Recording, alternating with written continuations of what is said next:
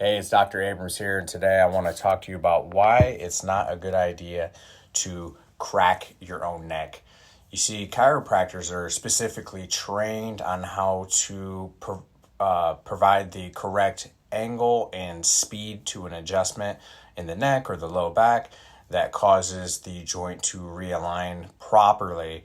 When you don't have this type of training, you can actually cause muscle strain and actual ligament damage. So you see on the back sides of the bones right here, there's ligaments that connect this bone to this bone here.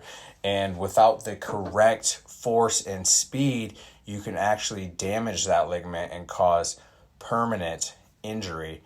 So if you are needing your neck crack or your back aligned, go ahead and call me. Till next time.